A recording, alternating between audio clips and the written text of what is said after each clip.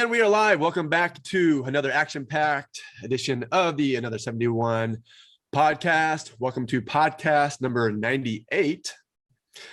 Happy Monday to you. Today is Monday, August 23rd, 2021. As always, I'm your humble host, Jeff Elliott, a licensed CPA in the state of Kansas by the grace of God and to the chagrin of many. We have an action-packed show for you. If you are a ninja and you are in the dojo chat, hello, post your questions and I will answer them. Starting things off with a couple of news items. CPA exam score release is upon us. Today is August 23rd, and the target score release is August 24th, but usually that means that they come out a day prior to that. So unless I'm mistaken, it's always been that way, but they changed it up. Hope not, but I just want to cover the score release dates for you real quick from the second half of 2021. So essentially score release dates are August 24th, September 15th, October 12th, November 9th, November 23rd, December 16th, and then for those last minute exams, January 11th, 2022, you can click the link below this video when it goes live for the whole, if you take your exam on or before this date, this is your target score release date. You can find all of that info in the link. I also wanted to pass on some news to you. So according to NASBA, Prometric is rolling back mask guidance beginning September 1st. And so this is stuff that you need to know. If you are testing, and according to NASBA, they say, in looking to launch the second phase of evolving test center policies, Prometric originally announced they would no longer require fully vaccinated individuals to wear masks in their global testing centers starting September 1st, 2021. However, with recent updated guidance and data from the WHO and the CDC, Prometric is pausing its mask rollback efforts and will continue to mandate everyone wear masks at their global test centers for the foreseeable future. So if you thought you were going to be able to sit in a testing center without a mask over your face, you will have to wait a little longer for that.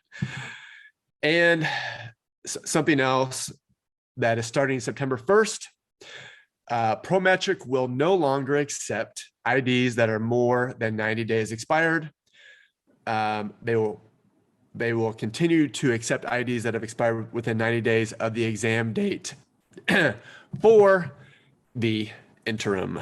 So make sure you have your valid ID. You should probably have that, or make sure it's an updated valid ID. You should have that anyway. And just don't go to the testing center without your mask. It's a new era of exam day problems. You have to have your NTS and your valid photo ID and your mask. All right, starting things off in the dojo chat, Brandon says, I just finished taking my auditing exam on August 19th. I'm now moving on to FAR. Do you have any tips or advice for someone who really struggled with a previous topic and exam and now needs to pick back up into something different? All right, Brandon, while you're in the chat, let me know, do you mean that you previously struggled with FAR, or you previously struggled with a different section and are worried about FAR? But I'm going to assume that you mean that you previously struggled with FAR and are now retaking it. But I think my advice would be the same. Okay, really struggled with auditing and I'm now concerned about struggling with FAR. Okay. Well, so there's three reasons why people struggle or fail. One is not enough time spent studying. So I don't know if that's an issue. You should be studying 20 hours a week. And if you can't fit in 20 hours a week, then you need to follow the L plan, early, lunch, late. And then secondly is how you are studying. So if you're using like the old antiquated way of video chapter 1, questions chapter 1, video chapter 2, questions chapter 2, that's an inefficient and I believe ineffective way of studying. The ninja method is, nail the content, nail the concepts, intense notes, nonstop MCQ, just rewrite your notes, and then it all comes together. So if you're not currently using the ninja method, and ninja has nothing to do with using ninja CPA review. It's really about how to, it's how to effectively study for the exam. And of course, you can use ninja materials. That'd be great too. But, and you are, because you're in the chat. And so one thing I'll say is that just because you struggle with one section does not necessarily mean that you'll struggle with another section, even if you study the same way. Now, if you are identifying holes in your study game, then obviously you need to fix that. Of course, it complicates things because your next exam is FAR. Everyone hates FAR. But like if you struggle with BEC, that we're taking regulation, then I would say, well, that's not necessarily a problem because I hated BEC, but I did really well in regulation because just tax law just clicks with my brain. But since you're moving too far, I would say you need to identify what some areas of improvement, if any, and then apply that to FAR.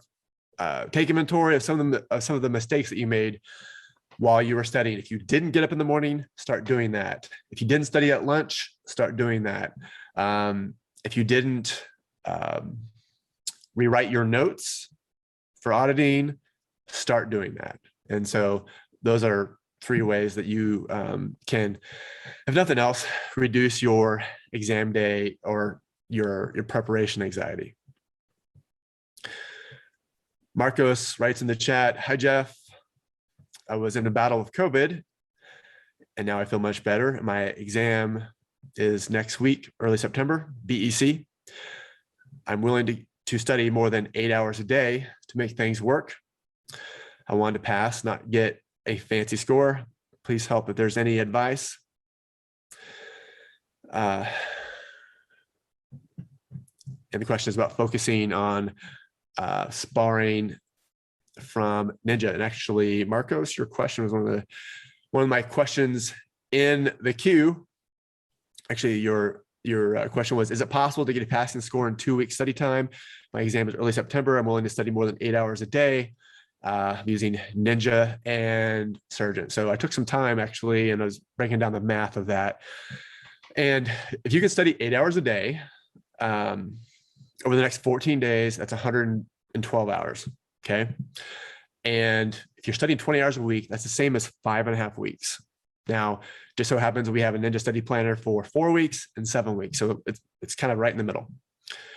And you're not in a position, if you can study 8 hours a day, it's not ideal, but you're willing to do it.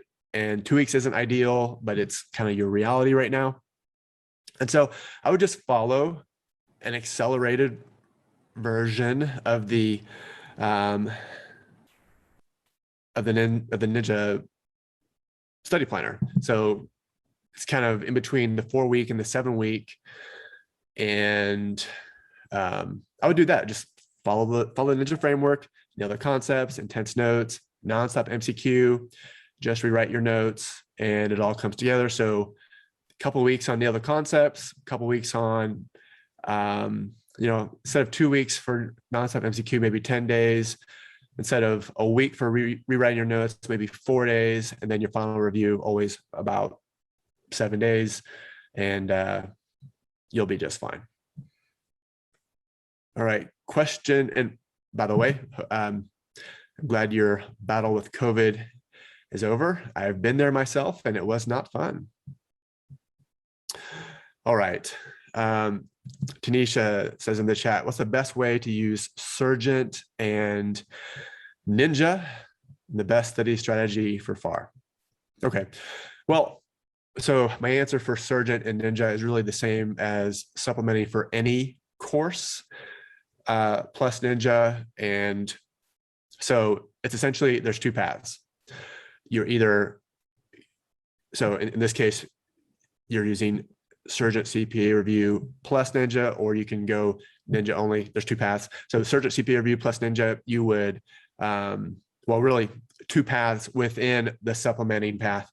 If this is your first time, then you nail the concepts with your Sergeant videos, materials, and take intense notes over your Sergeant materials. Then you do your Nonstop MCQ over your Sergeant MCQ.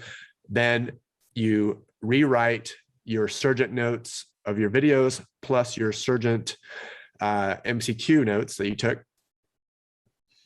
And if you didn't take good notes, and if you want to rewrite the Ninja notes, that's fine. You can do that too. A lot of people do that. I would back up and say on day one, you start listening to the Ninja audio, you start reading the Ninja notes. You want to listen to the Ninja audio in my annoying voice as many times as possible. I promise I edit out all of the voice cracks, unlike my podcast. And so listen to the Ninja audio from day one as many times as possible, even if you don't, even so, you know, whatever the chapter one is, if you, I forget, if you haven't studied that in your Sergeant materials yet, that's okay. It'll just click better when you're going through your Sergeant materials. So listening to the Ninja audio as many times as possible on repeat, wherever you go, the gym, driving, etc. Read the Ninja notes as many times as possible.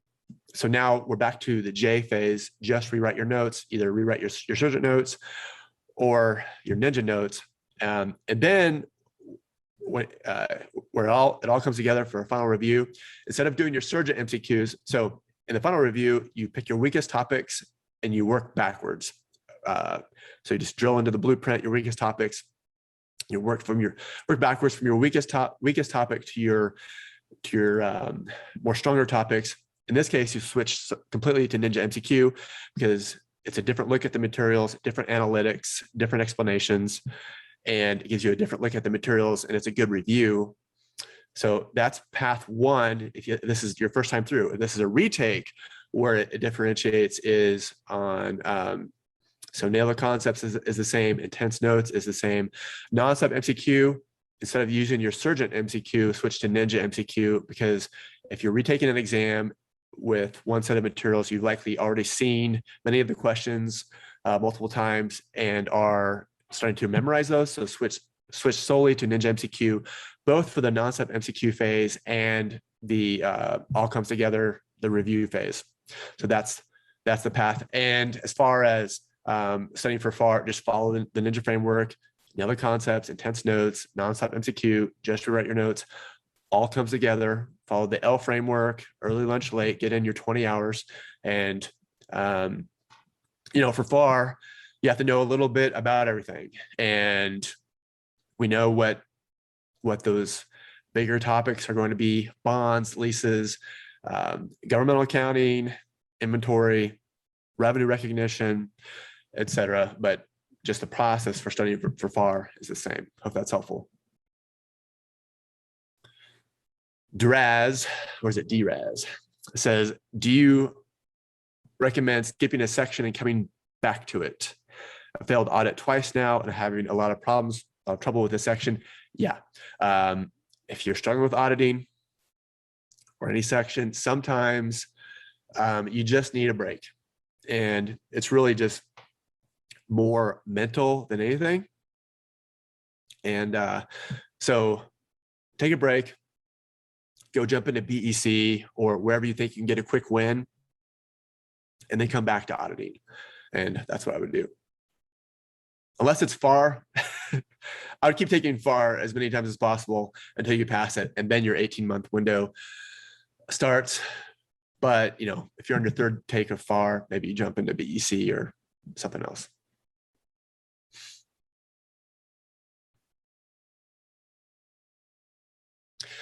Jessica in the dojo chat, 1 week out from regulation, trending between 76 and 83. depending on when I do more MCQ. I did 2 mock exams yesterday. I got a 77% on Ninja, then decided to do one on Roger as I was scared. I was just memorizing the answers on Ninja. I got a 73% on Ninja. All right. That's find that simulations are my weakness. That's also how I failed the first time with a 68. Can you recommend what an ideal plan for these last few days should be? Are my scores sounding like they are okay? My borderline or could fail? Thank you so much. I think your scores are fine. I would focus more on your trending score than the mock exam score. Not a fan of mock exams. They don't really tell you much. I like the trending score a lot better because it's a weighted average of your most recent 250 questions. And it's kind of a real-time estimate of how you're doing. And as far as simulations, I'm a big fan of, of the concept that simulations are an extension of the concepts that you have to know for the MCQ. Now, obviously, you have to know how to do a simulation, which is why you need to do the AI CPA sample test just to get a better look and feel for it. Let's see where so you're taking regulation. I would do maybe some corporate tax sims and individual tax sim. Just, I don't know, maybe do 5 of them. And obviously simulations are 50% of your grade. Some people say you should just do a whole lot of them. I'm not in that camp. I can handle 70-30 MCQ to sims. I used to say 80-20, but I would focus more on the MCQ and make sure that you can struggle with the sims, but if there is an area in your MCQ where you're weak, that's going to hurt you on exam day also. So make sure that you're strong and in the 70s at least on your MCQ. So hope that's helpful. All right, Lee in the chat. Hi, Jeff. I lost my auditing credit and I'm planning to retake it in about 2 weeks. What would you recommend for retaking it? Should I start from scratch? Yes, absolutely. I recommend, even if you scored a 74 last week, I would say start from scratch. And the reason is because you were at a 74 level on exam day. You're not at a 74 level now. Now, granted, there's going to be some areas where you're just already strong, but there are certain sections of every exam, and it's probably different for everyone, where let's say you're taking FAR and you just cram all the not-for-profit accounting stuff in your brain, governmental accounting, encumbrance accounting, just cram it all into your brain, just barf it all out on exam day. Well, you're not there yet, or you're not there anymore. You need to go back to that point. So you do everything that you did to get that passing score for auditing. And then obviously you have the winning formula. Now,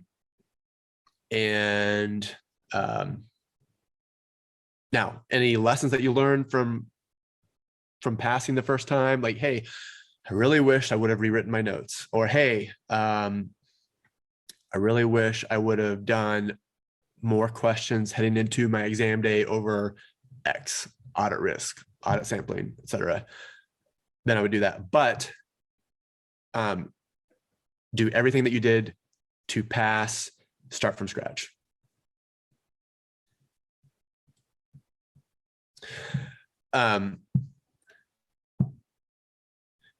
Tanisha says back in the chat, thanks, Jeff. I have to take audit in 7 days. What do you recommend should be the ultimate study strategy using Surgent and Ninja? So that must be a follow-up question to your previous one. If I didn't answer it, if I didn't answer it completely in my previous question, please follow up and let me know. Question in the chat. I'm finishing reading BEC. I failed twice. MCQs, would you recommend to take them in some order or one section at a time?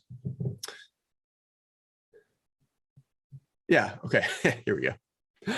So, and the reason why I went back to the question queue is because I actually get out the old calculator and answer your question for you. So here we go.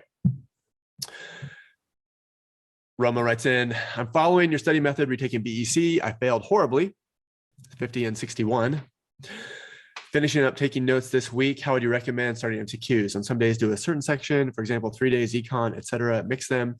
How many numbers of MCQ? All right. So if you are studying BEC over 7 weeks, I probably should have done this over 5 weeks, because I think 5 weeks is a better time frame for BEC, but I don't actually have a 5-week study planner. So let's say that you study 7 weeks for BEC. That's fine.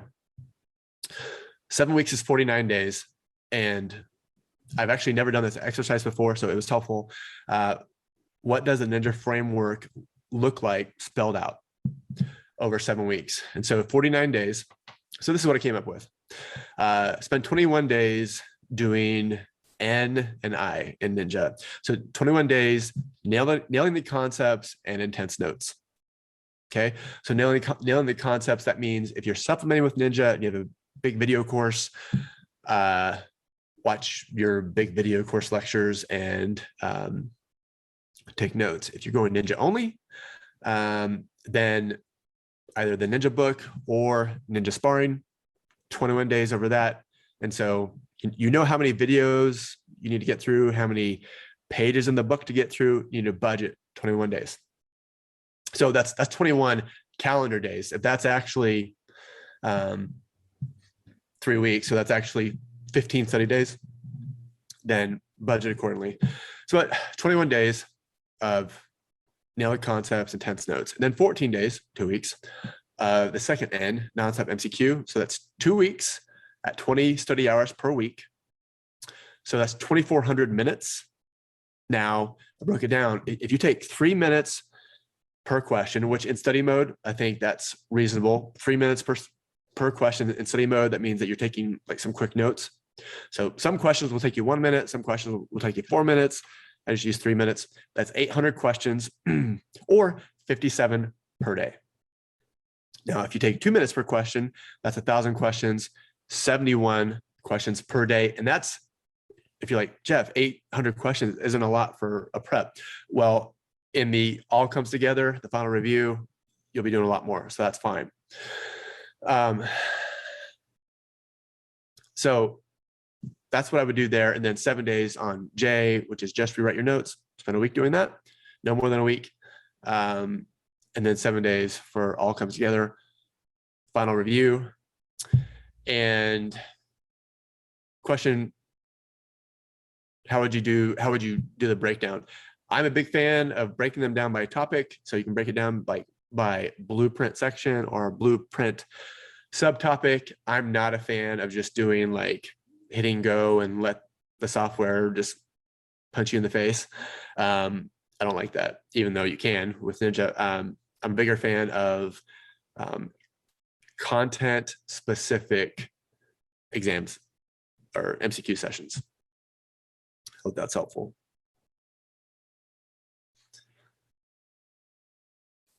Aperva, sorry. Hi, Jeff. I like to use just Ninja for regulation. I'm terrible with pronunciations. So in what order do you recommend I go through the book? Sparring session and MCQs. I understand things best through the sparring sessions. Could you please share some tips specific to regulation? Okay, so let's see. And there was another question about this as well, and I will combine them. Amanda says, is it okay just to use the sparring lectures and not read the book? I have trouble staying focused while reading the book and often end up taking too many notes and the advice. And then Bhupesh says, thank you for all your support. Can you please suggest if I can just do the sparring replays in the beginning, or do I need to read the book? Do the sparring sessions cover all the topics or just important main topics? And Amanda is studying with Becker and Ninja, and Bhupesh is studying with Ninja only. 3 questions in one. All right. So here's the deal. If you don't want to read the Ninja book, and I get it, I think as far as books goes, it's pretty good. Some companies will just give you the phone book, like a phone book CPA review deal, and all the regs and regulations, and you have to, I mean, it makes for a bigger book, right?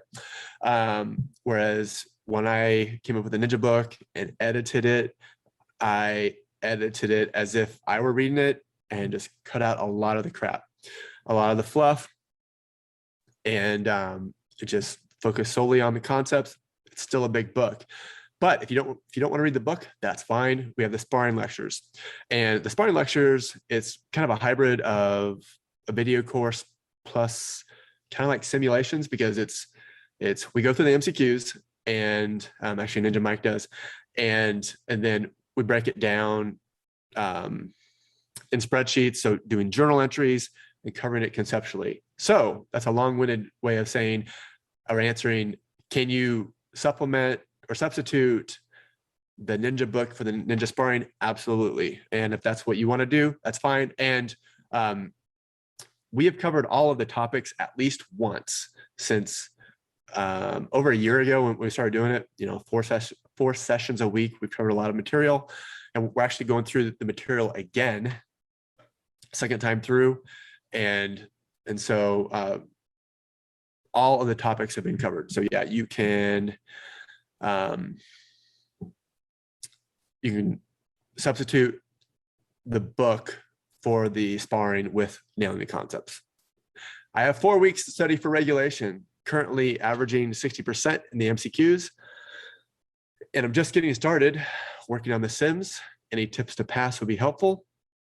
Sure, I've used the Wiley test bank and purchased Ninja yesterday, but hasn't started using it. All right, 4 weeks out for regulation, averaging 60% in the MCQs. So if you just started Ninja, you're likely not using the Ninja framework, and you're probably using it the old way. Book chapter 1, questions chapter 1, book or videos chapter 2, questions chapter 2. I would switch over to the Ninja framework, where you're 4 weeks out. Hopefully you are maybe halfway through your videos or whatever. You can clarify in the chat. Let's say you're halfway through your videos. I would stop everything and get through your videos and do that as quickly as possible. Maybe spend a week. All right, you've watched all the videos at least once. Great. Now jump into the MCQ. So really where we're at the NIN, the second N in Ninja, nail the concepts, intense notes, Nonstop MCQ. We're at Nonstop MCQ. So in your Wiley test bank,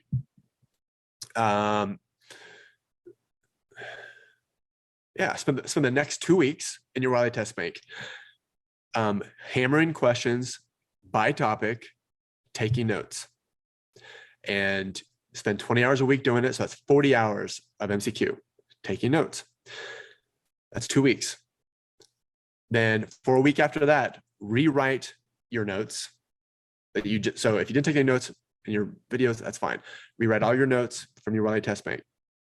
And then I should back up. Starting now, you should start listening to the Ninja audio, start reading the Ninja book, and get through each of those as many times as possible. Listen to the Ninja audio twice a week at least, all the way through. And so just rewrite your notes, or if you don't actually take good notes over the MCQ, that's fine. Rewrite the Ninja notes. Then on the final review, it all comes together. Switch over from the Wiley test bank to Ninja MCQ. Start with your weakest topic first and work backward, doing questions, mini testlets of 20 at a time. Get to that 70% threshold. It's an arbitrary number. It's just there, 70%. Then move on to your next weakest topic. As you head into exam day, reading the Ninja notes as many times as possible, at least once a day. The night before your exam, before you go to bed, reread the Ninja notes. The morning of your exam, huge fan of 1 p.m. testing sessions, because you can get up in the morning at 6, get your coffee in you, whatever your routine is. Reread the Ninja notes, hammer MCQ over your weak areas, go into your testing center, sit in the parking lot at Prometric, read the Ninja notes one last time over like that topic that you just hate, go in and take your exam. Hope that's helpful.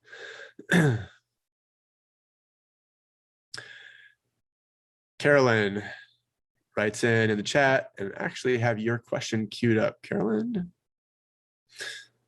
Carolyn writes in, I failed FAR numerous times, 74, 71, 73. I'm ready to start at it again. I'm feeling like I don't know what approach to take.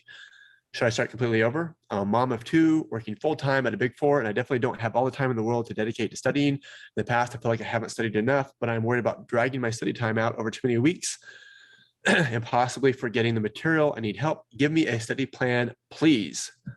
Carolyn's using Becker and Ninja.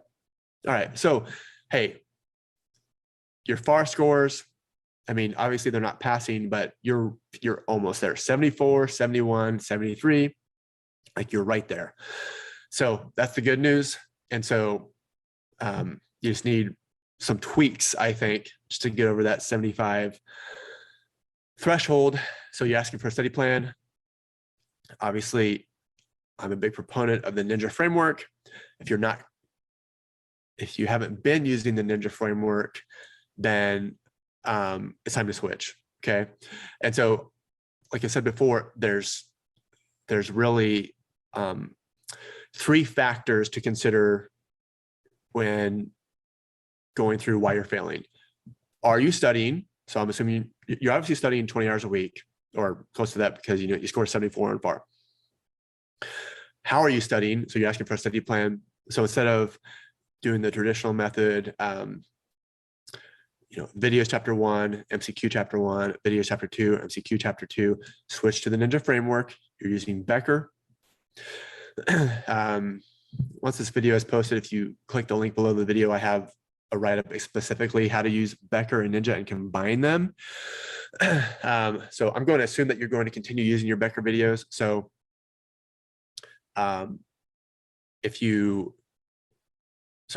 go through all of your Becker videos again, even though you scored 74. Go through all of your Becker videos again, take notes. This time around, it's a retake. Instead of using Becker MCQ for the Nonstop MCQ phase, the NIN, switch to Ninja MCQ because you've already seen the Becker questions many times, I'm sure. Well, especially after 3 exams, you've seen the Becker questions so many times that you probably have them memorized. Switch over to Ninja MCQ and nail the concepts. Spend 2 weeks doing that and take intense notes over those Ninja MCQ. Then take a week and rewrite the notes that you took over your Becker videos and over what you did with your Ninja MCQ. I'll back up. If you don't want to watch your Becker videos anymore and you want to switch to the Ninja sparring videos, try them out. Maybe you try one sparring video. Pick whatever topic you hate the most. Revenue recognition, leases. Everyone hates leases. Bonds. Everyone hates bonds. Watch a sparring video over bonds. If you're like, yeah, I like that better than my Becker videos, then switch to sparring. If you're like, I don't really like that as much, stick with your Becker videos. So then you're rewriting your notes over your Becker MC, over your nail the concepts and your intense notes. If you didn't take great notes, you can just rewrite the Ninja notes. That's fine too. And then it all comes together in your final review. Start with your weakest topic first. By now, you know what topics you hate in FAR: bonds, leases, revenue recognition, governmental accounting. I would say pensions, but pensions are not tested anymore. Just the employee benefit financial statements. If you have Ninja, make sure you read the notes over those and what you do. And so that's the study plan. Follow the Ninja framework, follow the L plan methodology, use the Ninja study planner for 7 weeks, which incorporates the L plan, which is early lunch, late, get up early. So if you haven't been getting up early, you have 2 kids. I have more than 2 kids. At the time that I studied, I had 3 kids, which is eons ago. So I know what it's like to study with kids. I also worked full time. However, I was not a mom. Moms have a much harder job.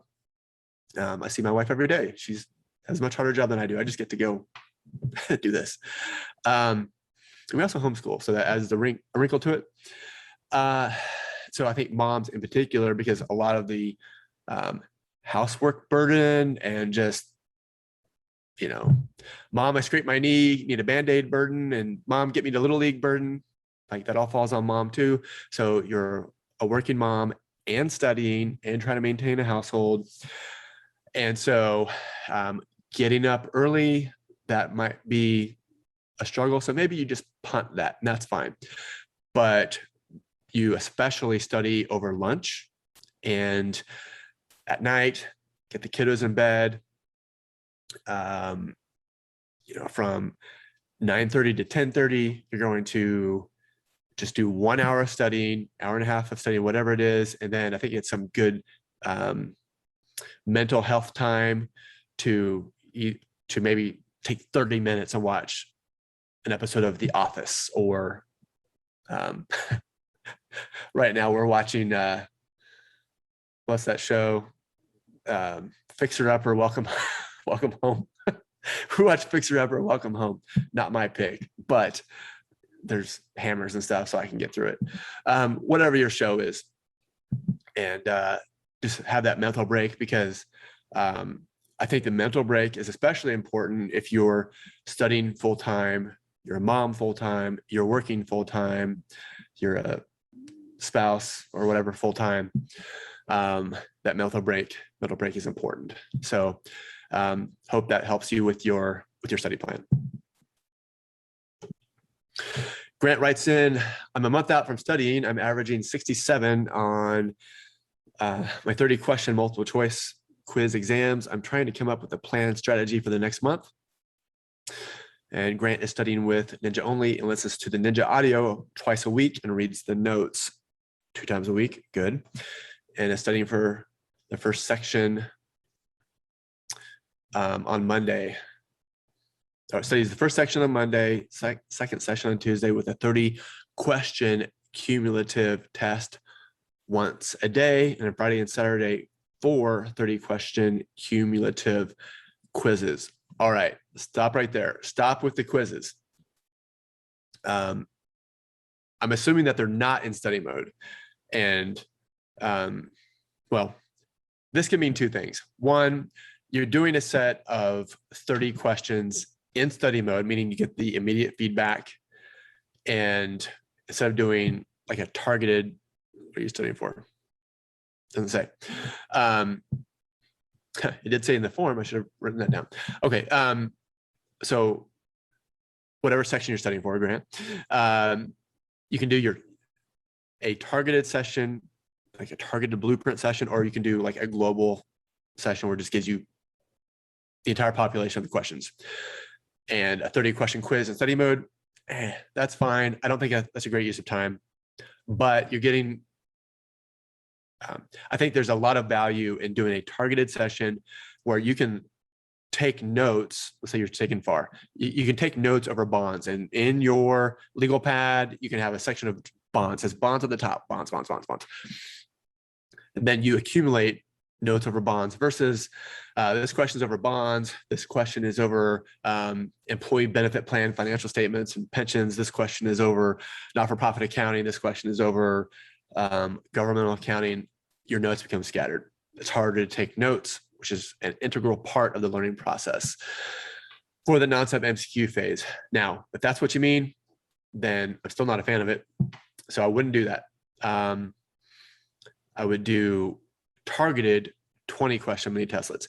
If what you mean is you're doing like practice exams and are not getting the immediate feedback, punt that immediately. It's not a good use of your time. I mean, so you have a finite amount of study time. In theory, you could do as many practice exams as you want, but you have a finite amount of study time. And so 30 minutes, so 30 questions, that's an hour or more spent doing like mini practice exams.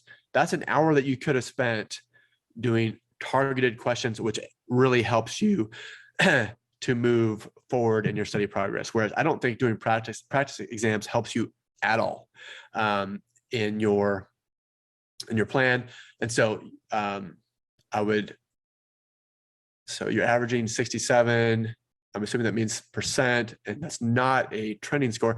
I would do targeted sessions in study mode and start to acquire that training score as you do 250 questions, and the weighted average of your blueprint sessions will give you your training score. And I think that's a better use of your time. So stop doing quizzes, stop doing practice exams.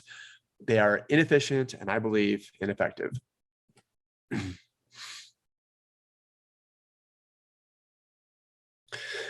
Justin writes in, hey, Jeff, after failing auditing 3 times, 70, 71, 72, I stepped away and focused on BEC. I passed BEC earlier this month and I'm only through 250 MCQ, but I feel like I've been successfully getting 70% or higher on each group of 30. I have regulation expiring in March 2022.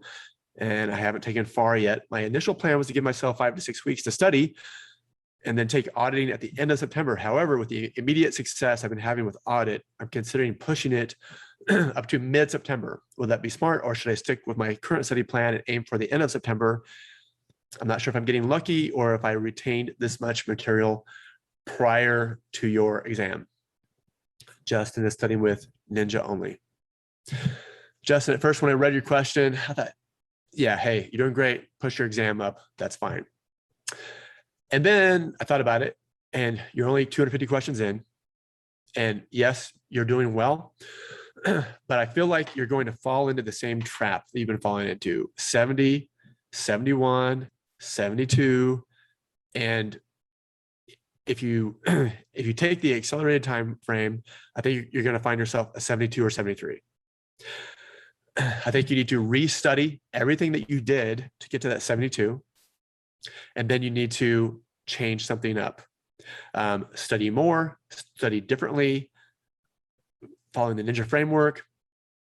And then there's some area of auditing that you're weak in, audit sampling, audit risk, like something isn't clicking for you.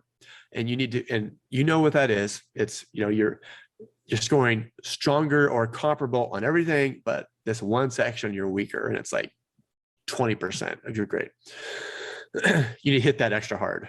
And I think in order to do that, and to follow the Ninja framework completely, especially rewriting your notes, because hey, 4th time, if you haven't been rewriting your notes, I think you need to. And I think it's going to take the full study time. I would keep your exam for the end of September. All right, back to the chat. Continuing on the previous, I think it's previous question. Welcome, Grant. Didn't realize you were in here. All right, I would have asked you. I was targeting the MCQ on Monday.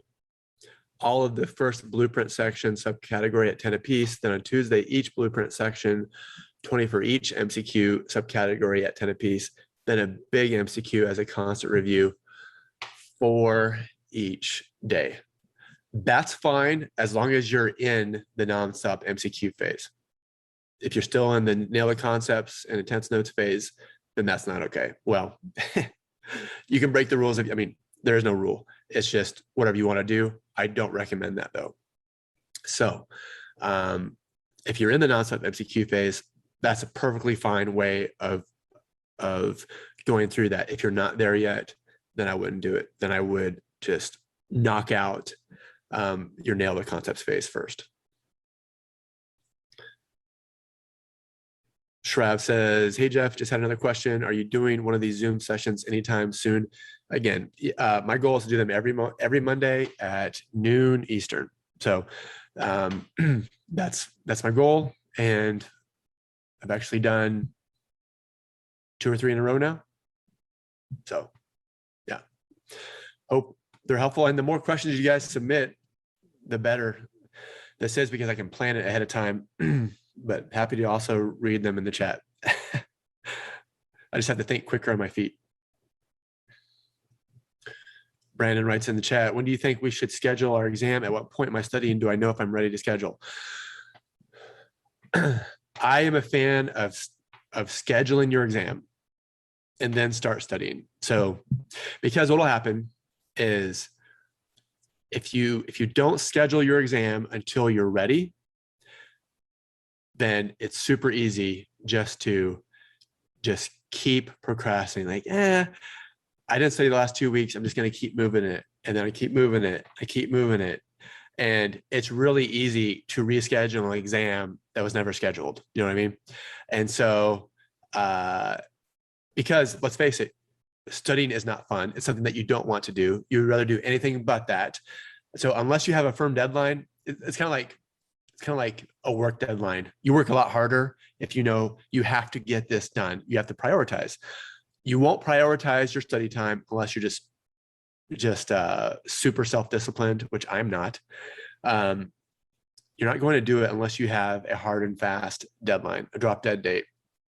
And so schedule your exam 7 to 8 weeks out from when you want to take it. So, or 7 weeks out from when you want to start studying.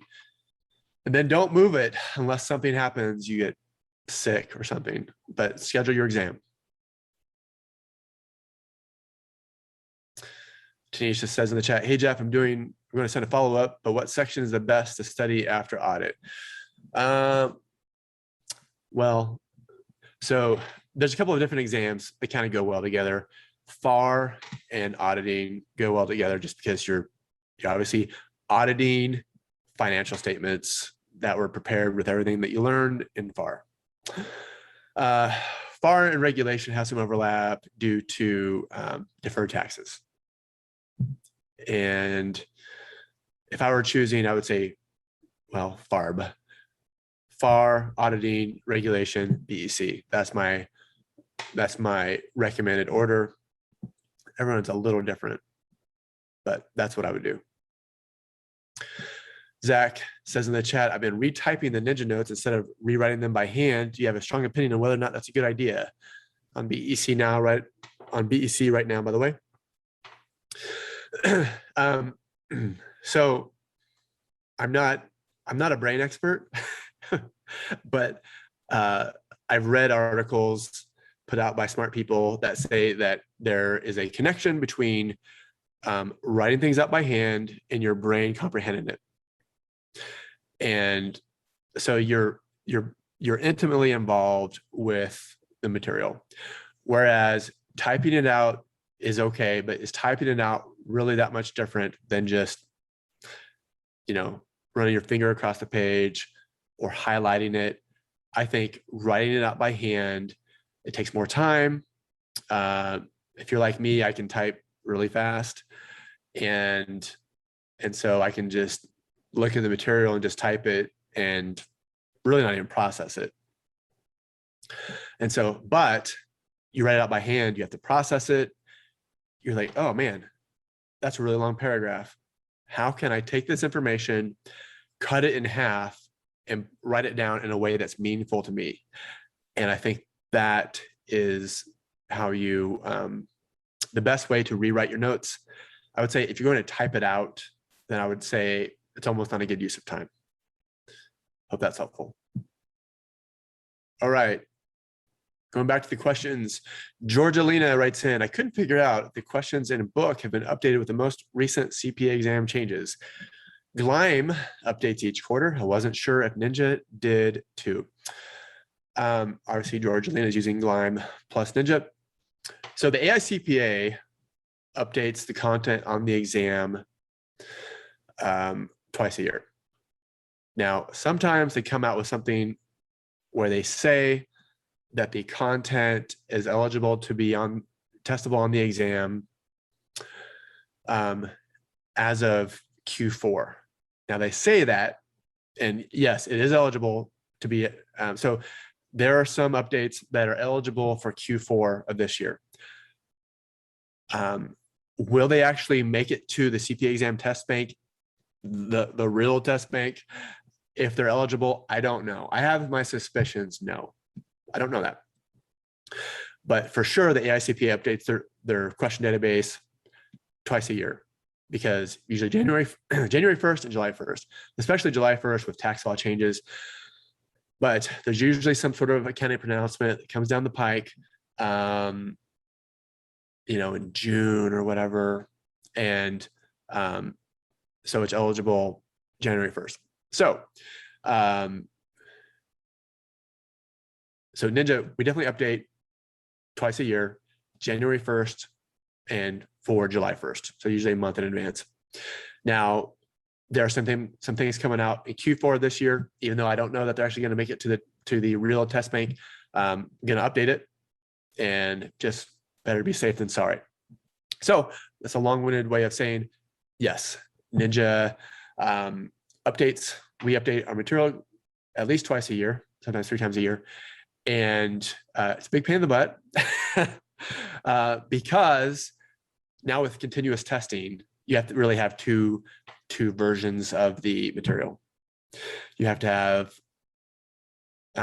so you'll have people who are taking the exam in January, you have to have material that is updated for them, but you can't update the material that supersedes the material that people are studying for December exams. So it gets tricky with continuous testing. On one hand, I love continuous testing because it's easier for all the candidates. On the other hand, I hate it from a review provider standpoint because it's just a mess. But yes, we update our material at least twice a year, sometimes 2-3 times a year, in accordance with the AICPA policy on new pronouncements, of course. Hamza writes in, is Ninja enough to study FAR, or do I need another review course? Great question. I get this a lot. Plenty of people study and pass using Ninja only. And a couple of reasons for that, I think. I don't know this for sure, but my belief is that people switch to Ninja only because their current review course expired. Maybe their employer paid for it, or maybe, they spent $2,000 or $3,000 on it 24, 36 months ago, and it's expired. And now they're switching to Ninja. It's affordable, $67 a month. So Ninja is a comprehensive and complete video course.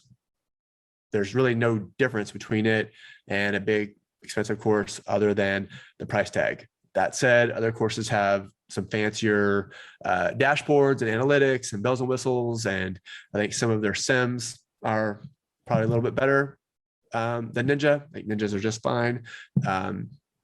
They're just fine conceptually. Really, the only real simulation software that matters is the AICPA sample test. I don't think Ninja has to apologize for analytics. I think Ninja, like our training score and everything, I think it's on par with everyone else. Ninja audio, I don't think there's a better audio out there than, if you can get past all my little lip smacking and dumb jokes, I think Ninja audio is pretty much better than anything out there. That sounds like it was recorded by a robot. And but Ninja's videos, so sparring videos, they're not real polished. It's a recording of a live session, whereas other courses have like pre-recorded videos that are polished and look great and everything. Ninja book, I think Ninja book is actually better than other books because we just don't have everything in there. We don't throw everything in there, including the kitchen sink, strip it all down. All that said, I'm extremely biased. I'm saying nice things about my own review company. But Ninja is a complete and comprehensive review course.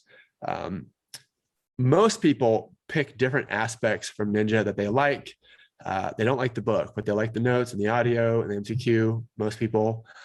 And so most people also use Ninja as a supplement because they already have a review course by the time they have ever heard of Ninja. So use both.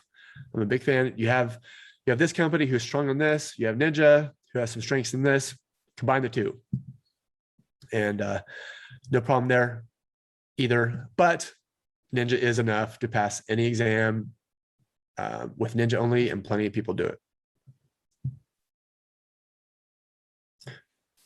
All right. Well, that does it for this edition of the podcast. And if you have questions, hit me up, Jeff at another71.com. And as always, be good, take care, and I will talk to you soon. All right, everyone that's in the chat, I'm going to, if you want, so session's over, but you can all unmute and we can just have a rapid fire discussion if you want. You want to freestyle, have any questions for me? Don't be bashful. You can even turn on your,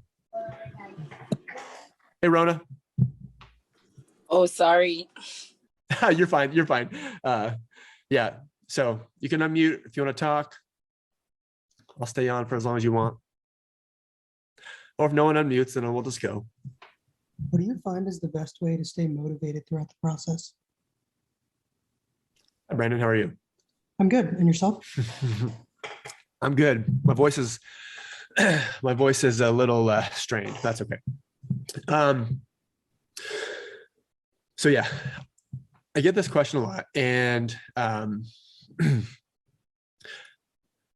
so the best way to stay motivated is, obviously the CPA exam is not fun. It's hard. You'd rather do anything but study, and it's boring. It's terrible. And so I use the analogy a lot of a marathon. I'm not a runner. I grew up with asthma, played soccer my whole life, but I played goalkeeper. I just stand there. I hate running.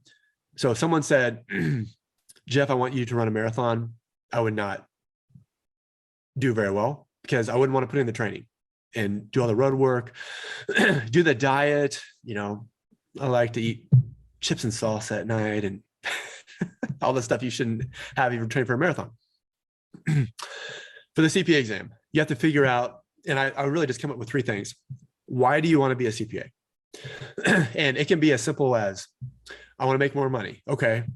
So, well, drill down further. Why do you want to make more money? Is it because it's going to create a better life for you and your family? You want to buy a Tesla? You want to pay off your, your student loans in 10 years instead of 25. So why do you want to make more money? If it's more psychological than that, you had some accounting professor that said, this isn't for you. Like, you should really just pick some other major. Man, you're going to prove them wrong, even though they're never going to know. Well, although you should send them a screenshot of your license someday. You know, you're going to prove someone wrong. Or you want to make someone proud. I want to make my grandfather, who got his accounting degree during the Depression and was CFO of an aircraft manufacturer, you know, back in the 40s, 50s, 60s. I wanted to make him proud by being a CPA, and so that's what motivated me. So you need to figure out, why do you want to be a CPA? And when you don't want to study and you wanted to, whatever, fire up the Xbox, do anything that's more fun than study for the CPA exam, whatever your thing is, that's what's going to make you get your butt in there and study when you don't want to. Hi, Denise, how are you?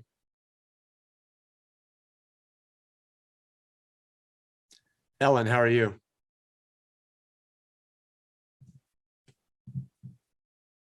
I was just picking on people who unmuted. Oh, you weren't unmuted. Sorry. You didn't have your video. Sorry. I'm a rookie, obviously. Ellen writes in the chat, is there a way to purchase a hard copy of the book? I'm for FAR. Yeah, no problem. I'm for FAR. I'm on FAR now. No, I don't resell a hard copy of the book.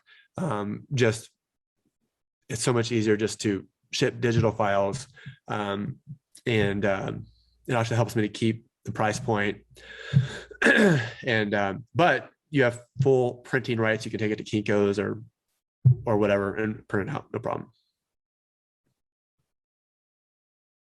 Thank you for your program and help. My pleasure. Absolutely. Anyone else want to chat?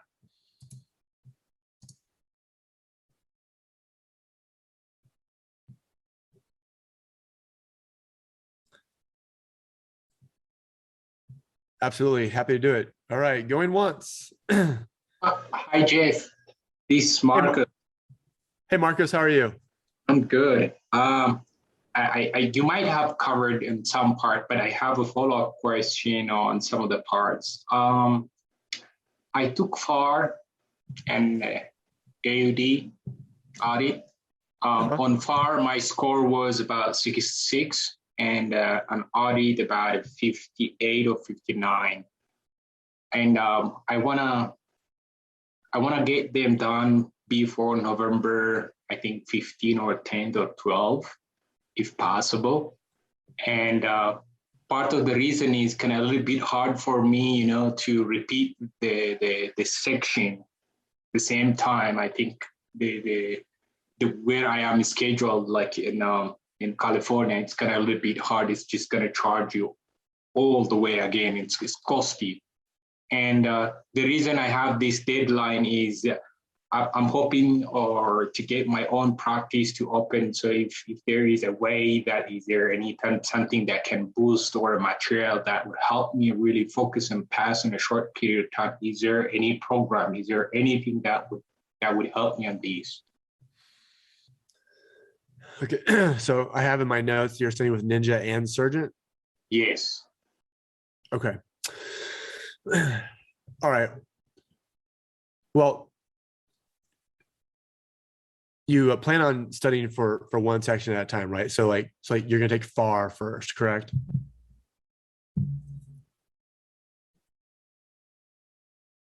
Oh. You there, Marcus? Yes. Okay. Yeah. So yeah, stay on the line. Stay on the line until we get your problem solved. So let's just walk through this. You're going to take FAR first, correct? Or FAR next? Right now it's pending BEC. I think in next week on September 3rd. So that's the first section I have, and then after that, I'm looking forward maybe FAR and then audit. And you've taken FAR and audit before and scored in like the 50s and 60s? Yes.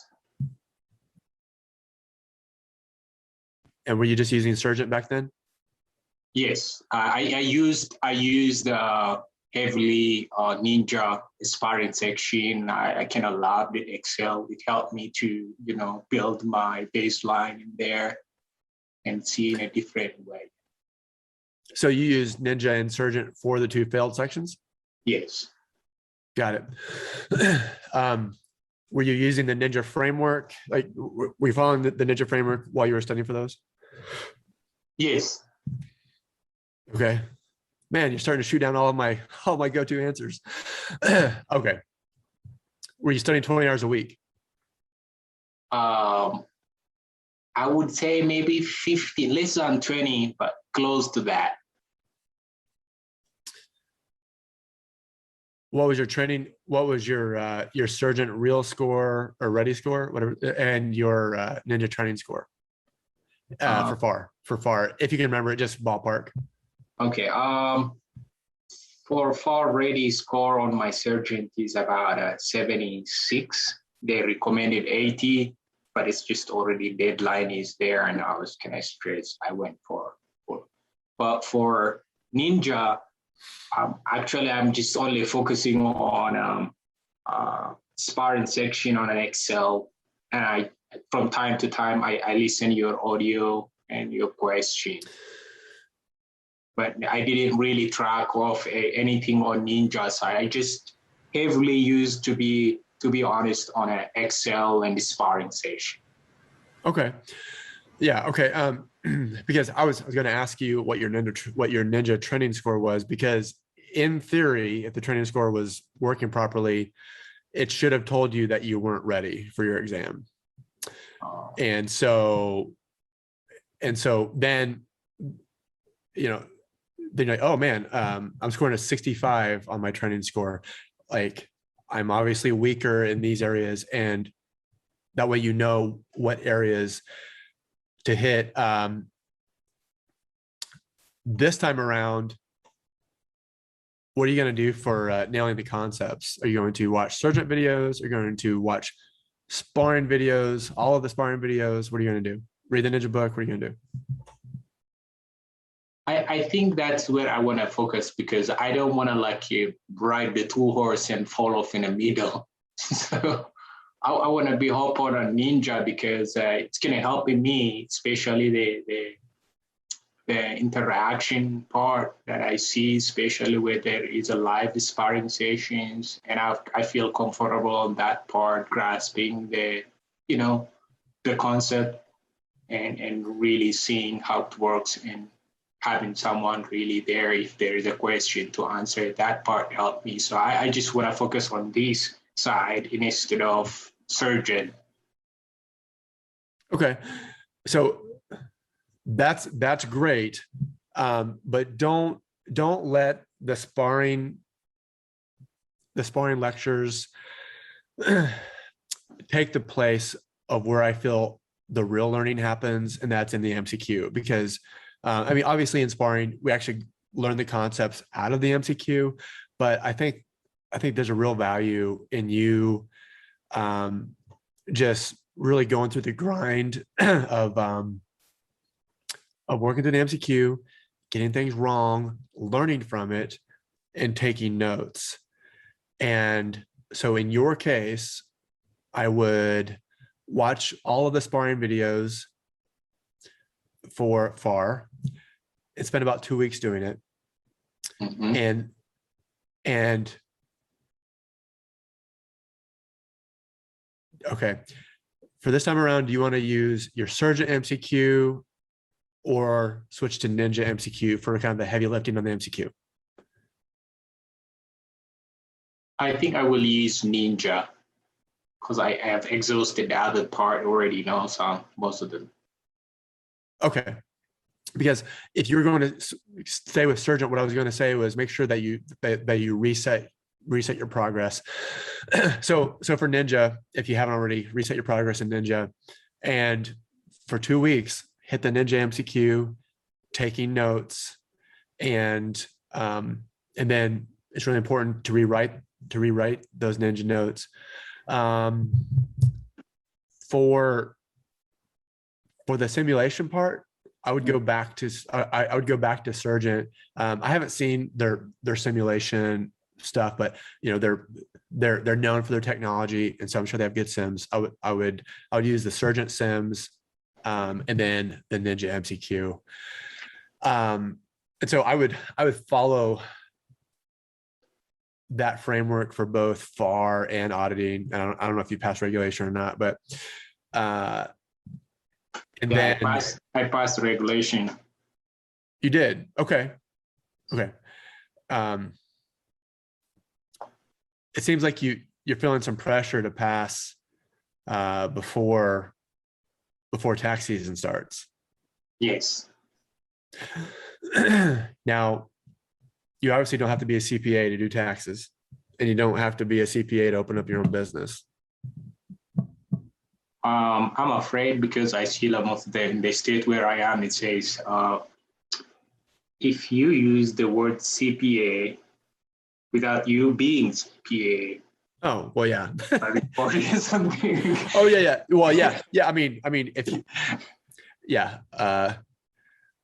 Public service announcement: unless you're licensed by your state, don't call yourself or even hint that you're a CPA. Yeah. But I just thought maybe, Marcus tax prep, you can call yourself that, but obviously you can't add CPA to your name until after all. But don't let the pressure of starting this new business, getting licensed and all that process is going to take some time. But don't let that pressure force you to skip some steps with your exam prep process. Like, let's make sure that we just get the exam out of the way, then get licensed, and then start doing some tax returns. And once you're licensed, then you go from Marcus test prep to Marcus CPAs, and whatever what are the exact rules are for calling yourself a CPA in your state. Make sure you ask your state board. That's all important. But don't let the pressure there, cause you to rush your exam prep. I see. Okay. Okay. So maybe you take FAR mid to late October. Yeah, that sounds okay. And maybe And I would, yeah, I would start like the maybe second week of September preparation. That would be like on September 5. Why not start now? I have B's here on the cert, and I was way behind because I was in a COVID, I just start feeling better today. So I said I have to do whatever it takes to pass BEC section. Oh, okay. So you haven't taken BEC yet. Yeah, I haven't taken it. Oh, okay. Yes. Okay. Yeah. So, and actually everything that I just recommended for FAR and auditing, do it also for BEC. Mm. And like, be realistic, don't rush it. Maybe take BEC in 3 weeks. So September 20th. I think that is the last push I have on BEC. I couldn't extend more than that. Yeah. So if you take BEC September 20th and then September 3rd. September. Okay. Got it. Okay. September 3rd, and then, take 3 days off after BEC, clear your head, and then take FAR mid to late October, late October, and then take auditing mid December. Take it before Christmas. Don't take it after Christmas. Okay. Okay, I'll do that. So glad to hear you're recovering from COVID. Yeah, thank you. Did you lose your sense of smell and taste? I'm happy at least I got it back some. Okay, yeah. I lost mine for about 2 weeks. Everything tasted like I had been licking a postage stamp. Yeah, I kind of use the eucalyptus oil just to force myself. At least I can smell. Yep. Yeah. Well, good deal. All right. Well, get back to BEC following this new plan, and I think you'll be just fine. All right. Okay. Thank you, Jeff. Really appreciate for taking your time and answering. Absolutely. All right. Talk soon.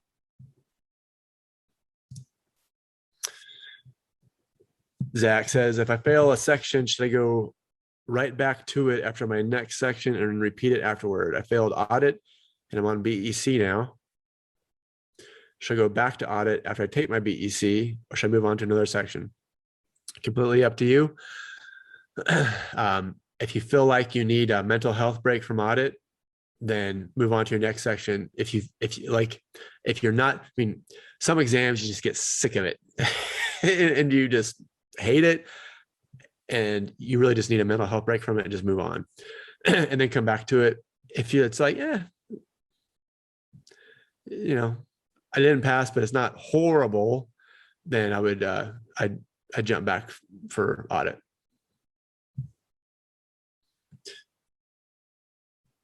All right, one last time before I go, unmute if you want to chat.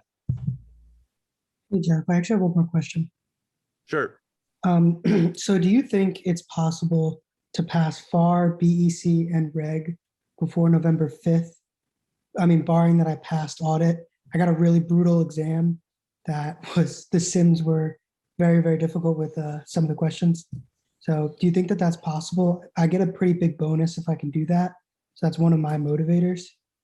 Before November 5th? November 8th. How many hours a week are you going to study? I can put in as many as I need to. I don't work at all until November 8th. Oh, yeah. Yeah. Yeah, you're gold. So yeah, nothing in your way, but just hard work. Mhm. Okay, so August 23rd. September, October. So, well, in the dojo, in the dashboard, there's the 4-week study planners. Mhm. So I'd follow this. I can't quite wrap my brain around the math on how that all works out, but it should get you there before November 8th. But I'd follow the 4-week study planner for each of those exams. And do you think I should put in more than the 25 hours a week it says? Oh yeah. Yeah. That's assuming that you're working full time. Okay, so Yeah. approximately how many hours a week should I be hitting? Well, I normally say treat it like it's a full-time job. Mhm. And but that said, there's a limit like to how many hours of studying that your butt can take. You know what I mean? Yeah. And so you start to get diminishing returns. I would aim for at least 35. And I just kind of came up with that number just now, but it just feels about right. 35 to 40. The biggest thing for you is going to be getting distracted. Now, pre-COVID, I recommend that people like leave. So I get questions from people who are studying full-time. And actually studying full-time can actually be worse than studying while you have a job. Because like when you're studying and you have a job, when you come home, like you're forced just to get down to business. It's kind of like going through college and working also, like you're forced to study. Whereas if you don't have a job, you can just go to class and come home. And, back in my day, it was Sega Genesis and PlayStation 2. but you can, you can just goof off. And the same thing with studying full time. Like you can wake up in the morning and you can just fire up Netflix. And so if you leave the house, you're less likely to do that. Now, COVID complicates things because, no one wants to be around anyone, and you get weird looks if you're at a coffee shop for too long, and et cetera, et cetera. So only if that's logistically possible. Mhm. But if you do study from home, I would designate some room, some corner of the house, something that's for studying only. And the only thing you ever do there is study. You never watch Netflix. You never check emails there. It's like, I only study while I'm at this card table in the corner of my living room. And then that is the mental shift that you make. Okay. But yeah, get to it. No excuses. Yeah, I know. All right. Let me know how it's going. Sounds good. Thank you so much. Sure.